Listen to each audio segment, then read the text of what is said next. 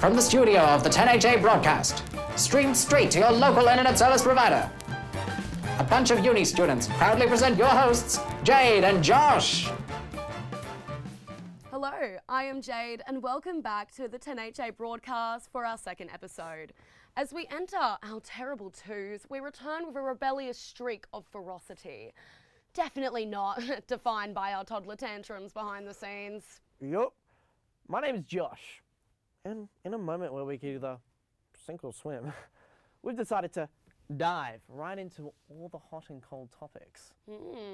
With our training floaties on, we are more than equipped to deep dive into Sydney Film Festival, Vivid, the extrapolation of Barangaroo Yochi lines, young creatives blazing the revival of cinema with A24 horror film, and we'll even give Newtown a glimpse with the King Street Crawl. Splishy, splashy, splashy. Right on. Bit of freestyling there, Josh. Sydney may be known internationally for its coastline and its opportunity for a sun-kissed tan. But in today's episode, we're going to plunge right into Sydney's culture, the arts, and scan the habitat of its concrete jungle. To ultimately ask the question, Is Sydney actually boring?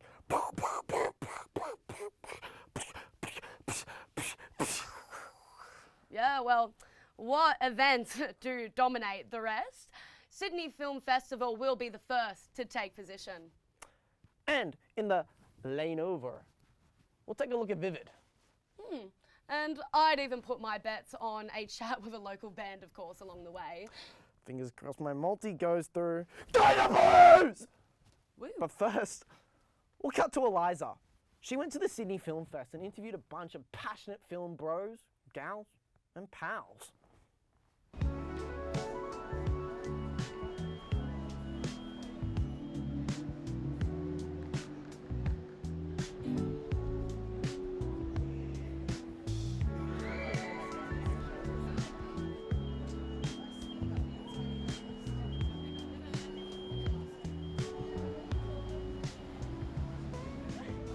What movie have you just seen at Sydney Film Fest? We just watched the Dendy Awards, which were the short film awards. Absolutely incredible. Yeah, we watched the screening. We're about to go see who won. It's really good to see what people can do in such a short time frame. And the creativity that comes out of that is just really incredible. How many times have you been to Sydney Film Festival? More than 40. 40? Yes. Oh, that's a lot. And how many movies have you seen this festival? I think it's 12, and I've got 2 to go. Was there a favourite of films that you saw this time at 2026? That's always difficult to answer because each film has its attributes, and you can't necessarily compare films. Different stories from different cultures, different styles, and so forth. Is there something particular you love about coming to Sydney Film Festival every year? It's having just this amazing choice of films. It's very hard to choose. I spend a lot of time scrutinising the program to work out what to see. So it's about contrast.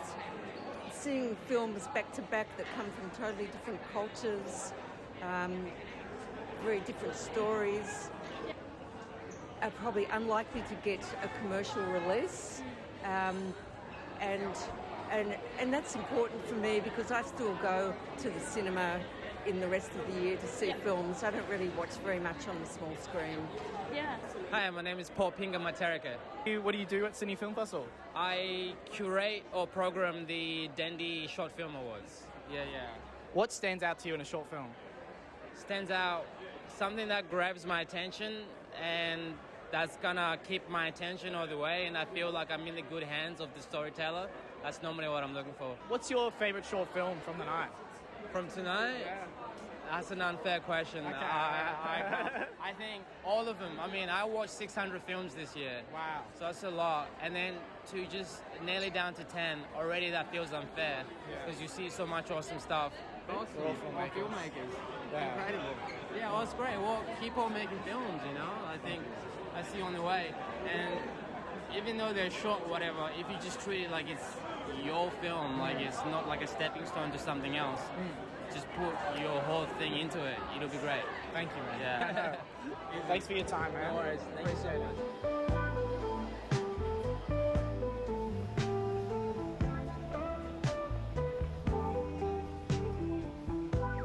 So, have you guys been to Sydney Film Fest before? Yeah. Yeah? I've also screened at it before as well. Are you a director or in the industry? I'm a production designer. Okay.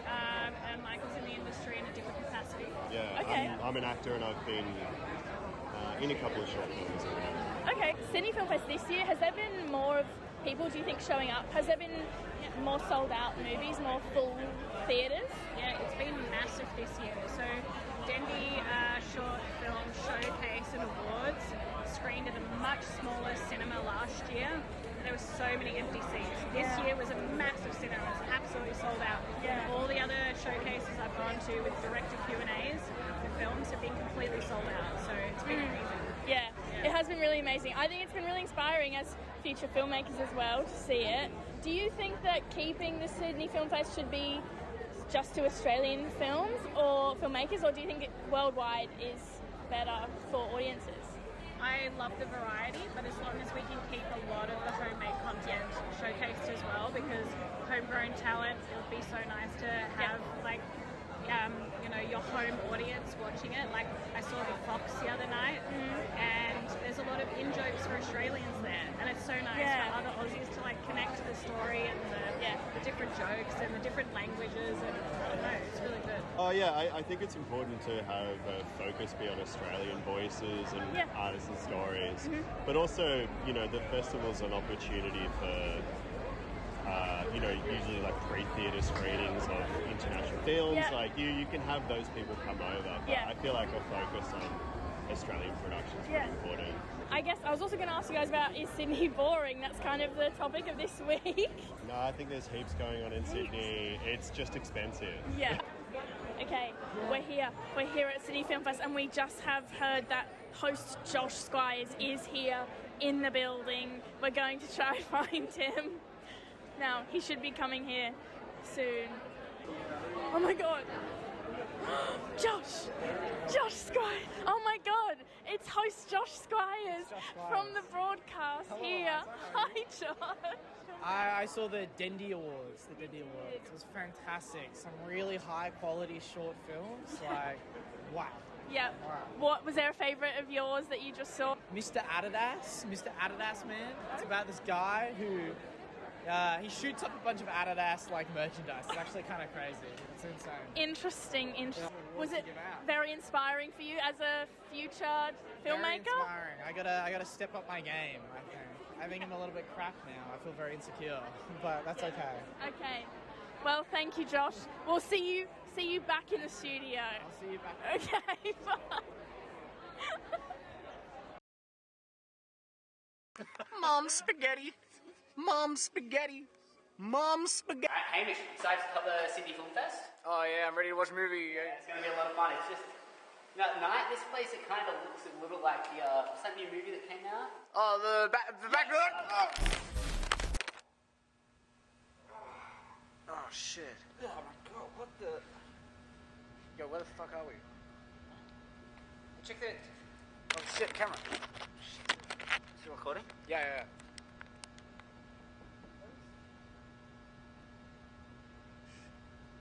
Some kind of Mac rooms. Some floating door.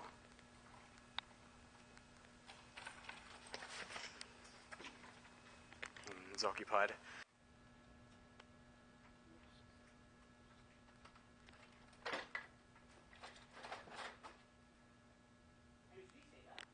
What?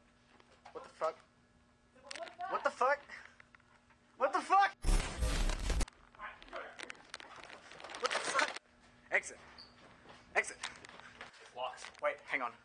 I've got a magic spell.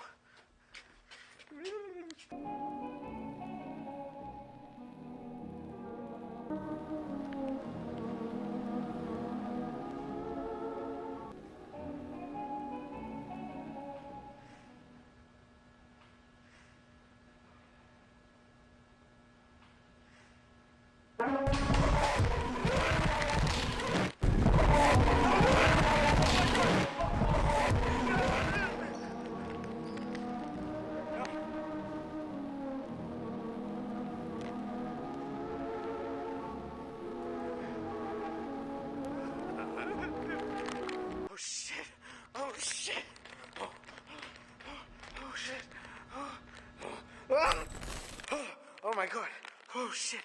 Oh shit! Oh Noah, where are you? No! Oh my God! Thank you. What did you find? The back rooms. Oh it was my really God. scary. But Hamish, we've got to go. We've got to go. Yeah, we have to go. We've got to go to the Sydney.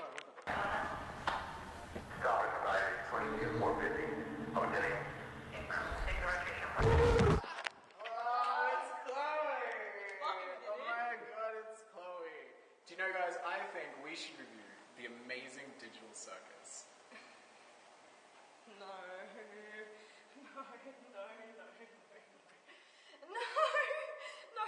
I thought we were going to review Obsession!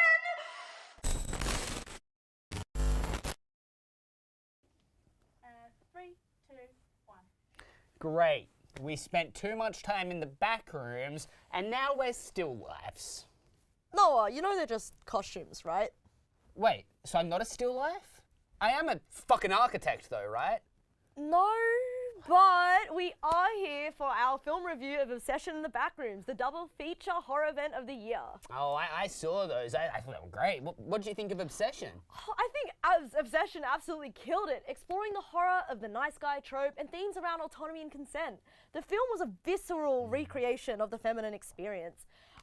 I think I had tears in my eyes and an elevated cortisol the entire viewing experience. I think that Indy Navarrete has delivered the definitive horror performance of 2026, capturing the extremes and the nuances of both a horror monster and the final girl trapped in the same body. Her work in conjunction with the bold use of shadows and lighting instantly earns the character of Nikki a spot within the horror canon. Oh, and I felt the horror of the situation. Nikki stripped of all ability for her to act on her own accord, and watching Bear make selfish decision after selfish decision. It was sickening. This film was incredibly relevant in today's socio-political climate, and I have to commend Curry Barker for his artistry and depth. Absolutely. And furthermore, while probably being the scariest movie I've seen all year, I mean, I was hiding behind my fingers, my hook, I was jumping out of my seat. I also thought it was one of the funniest movies I've seen all year. And that's no surprise, given Barker's comedy roots with the YouTube channel, that's a bad idea. But making this movie was certainly a good idea. Because, on a budget of only $750,000, they've made over $400 million. And how inspiring is that? Independent creators working outside the industry and resonating with audiences better than most modern studio releases. Speaking of major successes and studio releases, Backrooms! And Noah, did you know that Kane Parson is literally the youngest guy ever? What? The guy is 20 years old. Chloe. Yeah. You're telling me they gave a 20-year-old $10 million and said, hey, make a movie based on a 4chan post? And it rocked?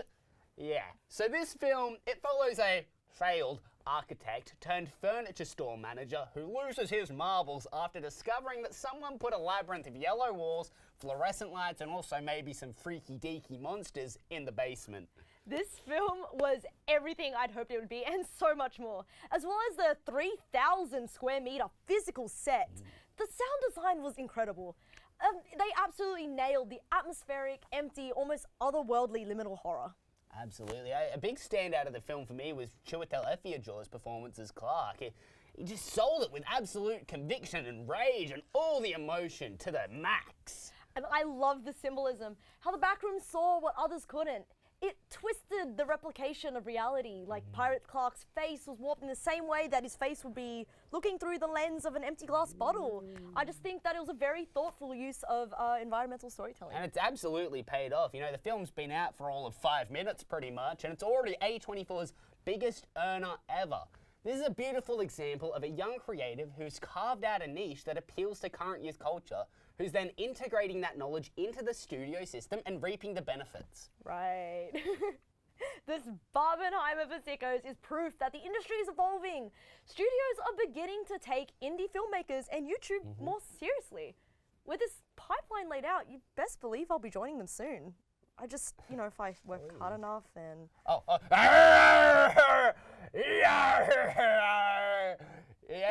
As young filmmakers ourselves, this is a lighthouse in a fog-ridden harbour, showing us that there's still ways to break through and connect with audiences.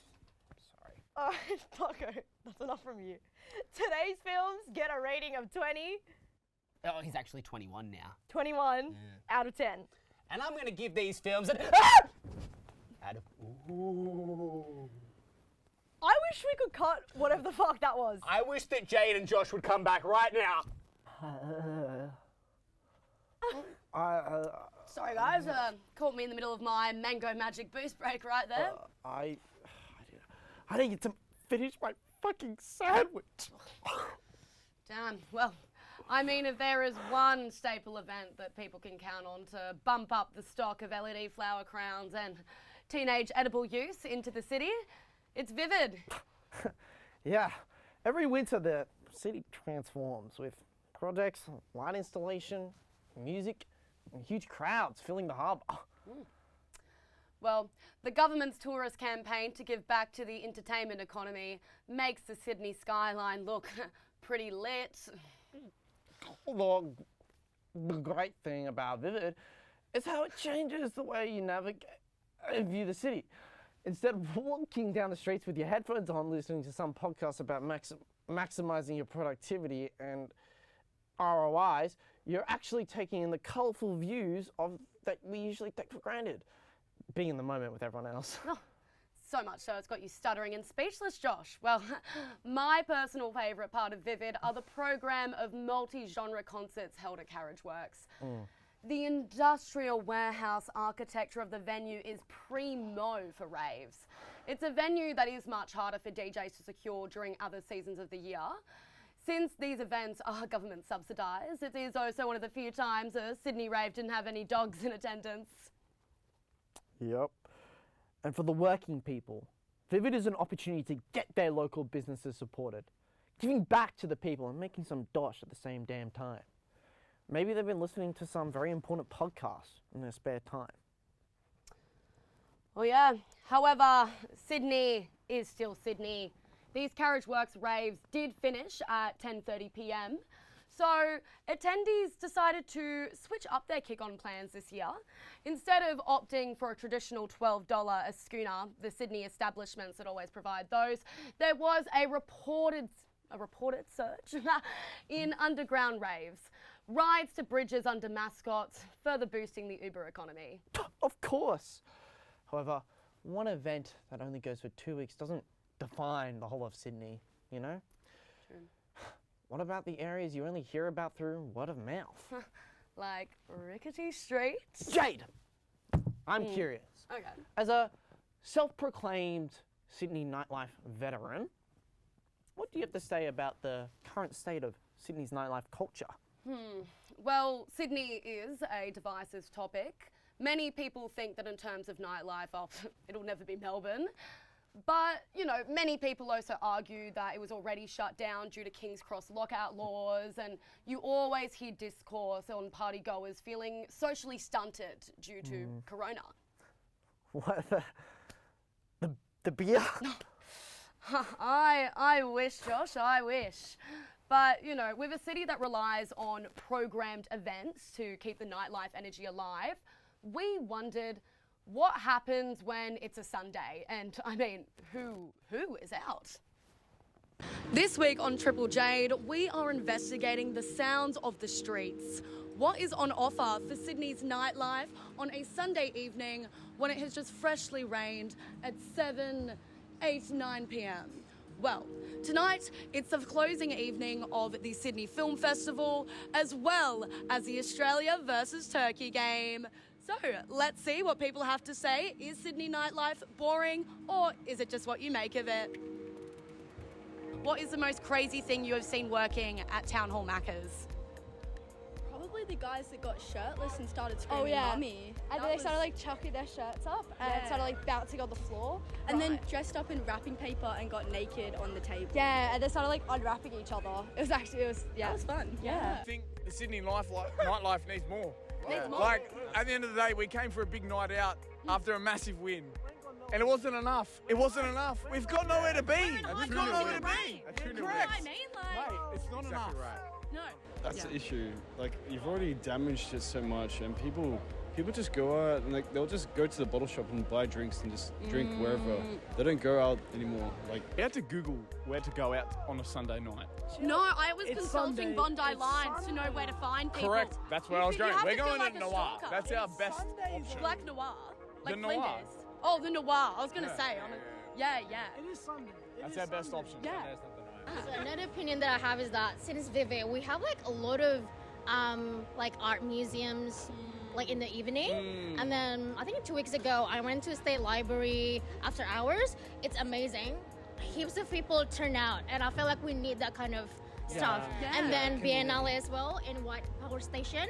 They had it last Friday. It was amazing. So we need that kind of stuff in Sydney. People being out like to create Yeah. and be passionate about Exactly. something rather than getting on the piss. So many more, I guess, like, I don't want to say underground, but more hidden, like, things that you need to know people to get a part of, and I really think that's where, like, And what kind of events are you speaking to? Speaking to like underground raves and DJ music where it's like the audio visuals become a big part of it and there's more community? I haven't been to one of those as of yet, but I'm personally a dancer, so yeah, some really cool dance events out there. And yeah, it's all part of the Do you want nightlife. to shout out any so. dance events? What ones? Oh! How would you say international nightlife compares to Sydney? I would say, if you talk international, it doesn't compare. Sydney's shit. Yeah. I would go international any day. Yeah, you see people do it all the time, going on their Southeast Asia trips. And how does regional nightlife compare to your impressions of Sydney? Well, Musselbrook's dead over Yeah. night time, so this is like something just completely different. It's like complete vibe change. This is basically what a Friday night would look like in Musselbrook. And then Interesting. the rest of the week it's pretty much like really quiet, Yeah. especially for a lot of bars. Do you think Sydney is boring? Yeah. With the laws, yeah, it's boring. What laws would you say, like the lockout laws that they previously had that they're trying to get rid of? Well, they abolished most of them. Yeah, they did, yeah. And what are your thoughts then overall on, do you think Sydney is boring? No, the furthest thing from boring, I think. Absolutely. Yeah. Like, I suppose it depends on the area, but the more central you go in, the less boring it's going to be, really. Well, like, I've low-key fucking just been sleeping on the street, but like, it's like, so many just try to roll you, but like, they're pretty chill though. And would you say that's also probably to do with a bit of a cost of living affordability situation? Of course it is. Yeah. I mean, hell, they don't have to do this. They don't have to raise it. Yeah. Tax gas, like, sorry. No, I'm yeah. a Norwegian, like, tax gas, like, you guys tax nothing. You pay nothing. What the fuck are you doing? No, I probably agree. Sydney's kind of shit lately. There's like nothing going on, you know. It's all just kind of been protests, and then the nightlife dies. What do you think there's a connection between protests and that impacting feasibility of nightlife? Yeah, because there's a lot more cops out. Yep. Australia, we Yep. don't even produce, but the second highest consumer for cocaine. Oh. Thursday, Friday, Saturday night, niggas get stabbed in the city. I'm It's just jingles, saying. jingles, Jesus That's is with true, us. bro. That's true. Look what happened out in front of KFC 2 months ago. What happened outside of KFC 2 months ago? My 4 car years was ago, ripped up, don't you And I remember? got a bite mark on my back from the dog that did it. But Sydney's cracker. Come move to Sydney, the city that don't sleep. Thank you very much. Like, as an LGBTQ woman, you feel really safe being surrounded by people, Yes. but at the same time, it's still like the whole eeriness. It's like, again, by being... It's safe, but it's never still 100% safe. Exactly. You know, people everywhere go out for work drinks. It's a cultural staple. Is Sydney nightlife giving what you want right now, or is it just boring? I think in my humble opinion, it's just like the company that makes it, you know. I don't, so there's many external factors bringing us out on a Sunday night. Yeah. But, you know, we make the night what it is. Well, love it. Thank you guys for giving us a bit of perspective. It's something we can all relate to. Going out on Sunday night to have drinks with workmates. Yes! Woo! Have a great night, girls. Thank you. Woo! We are here today with Mal and the Proles. They have a spot on the lineup for the upcoming King Street Crawl in Newtown. We have them here today to hear everything they're about. Yeah, so guys, introduce yourselves. What are you guys about? I'm Buzz. I'm unemployed right now. I'm a communist and I make music. Love it. I'm Cameron. I work casually, wage cuck, And I love music, love socialism, anything that gets the people going. That's so cool. How did you guys get into music, and what made you guys come together? I think, well, we got a pretty different story. Mine's a lot shorter. I mean, I've always liked rock and music, but just I never really thought I could do it for some reason until a couple of years ago. And I just started playing guitar and then ended up meeting Cam and we started jamming together and yeah, started a band. So it's a pretty new thing for me. I'm not like an experienced musician, but Cam's got hella experience. How long have you been doing it, Cam? Like in bands maybe for four or 5 years, but before that, just sort of working normal marketing jobs and whatnot, and then pulled the plug and jumped into more band stuff, and now going full proletariat mode. And yeah. I guess working in having marketing jobs, would you say that like influenced like a lot of your political opinion? And I guess like, you know, knowing like, you know, about like audience psychology, like is there a through line there? 100%. Like I was working on the Apple team and like sort of big insurance companies, and you're alongside like betting companies advertising sort of products that you're not really aligned with, and there's a lot of greenwashing, pinkwashing. You know, they'll get you in the environmental teams or the diversity club, and like they'll act like they're not pushing really negative industries that might hurt people. It's all for image, but it's just really still unethical at the end of the day. But there's incredible people in that industry, and I think that a lot of creative talent is stuck in the advertising career. And a lot of people who go to uni, they think they're going to be making movies and art and music, and then they end up pushing programmatic ads on like for, you know, Suncorp or some shit. So Yeah, we definitely relate to that as creators.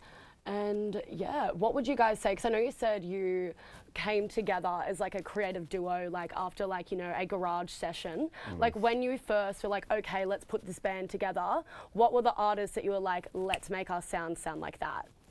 Definitely Power Plant. We were listening to that song. Yeah, there's a band from UK, really cool. Kind of like, I guess we kind of started listening to like egg punk and shit, because that's like because especially with me being inexperienced, it's like the easiest thing to just like make.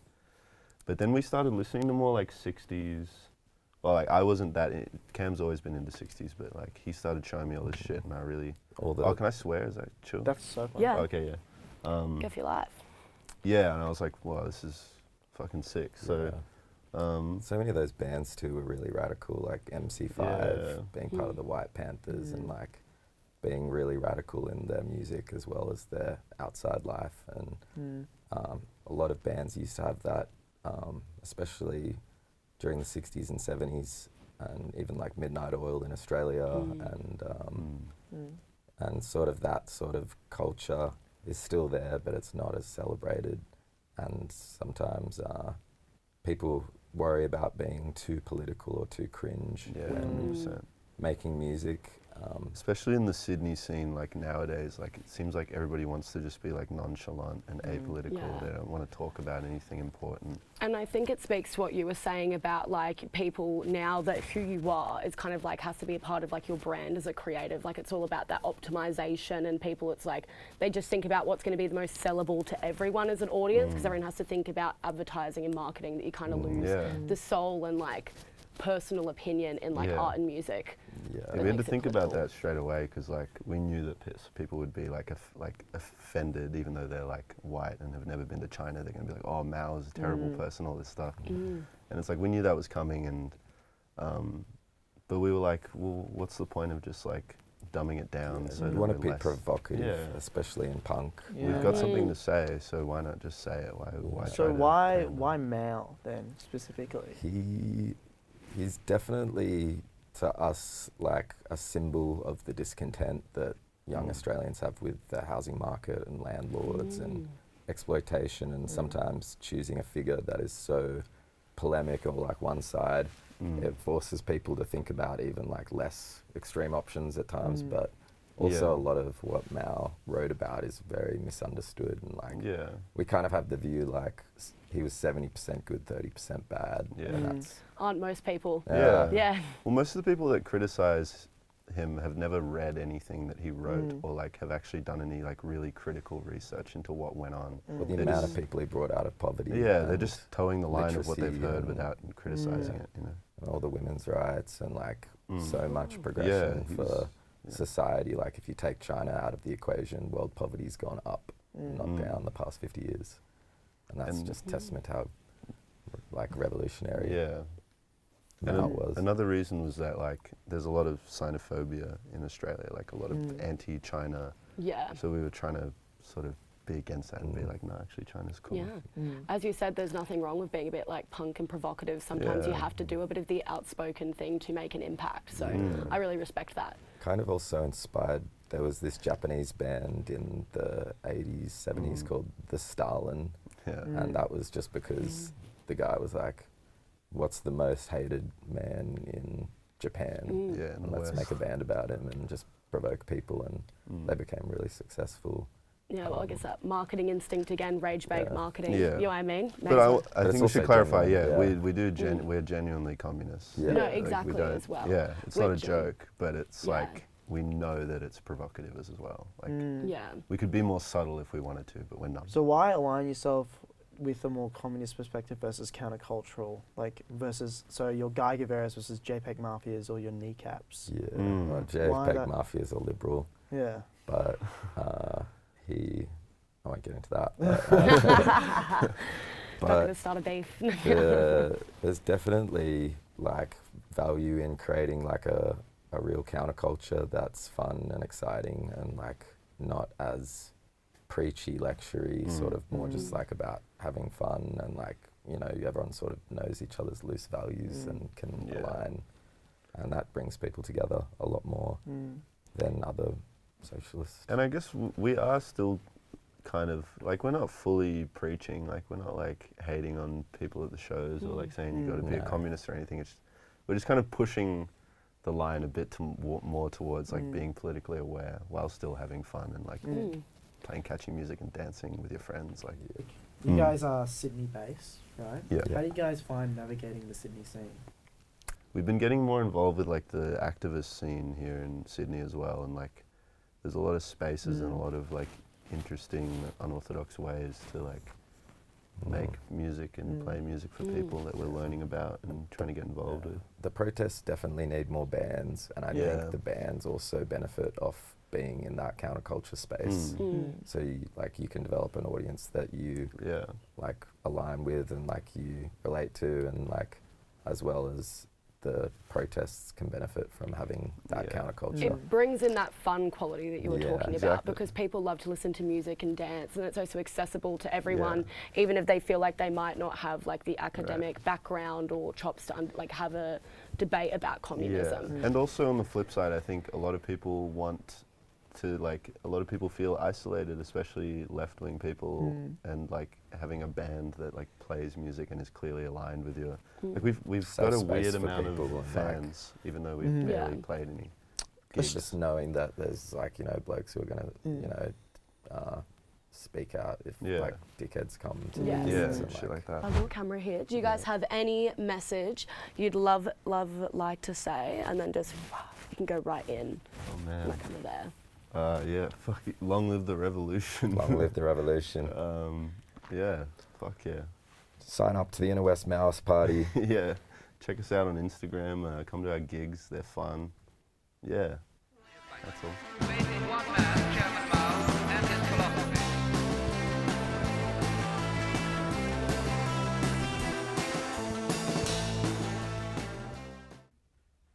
And that was Mao and the Proles. Catch them playing at the Marley Newtown during the King Street Crawl on the 12th of July. Okay, next up we've got an exclusive release of the next hit single from no other than Pauline and the Murdochs. And that's all we have time for today. Thanks for tuning in, and we hope to see you next time. Bye-bye.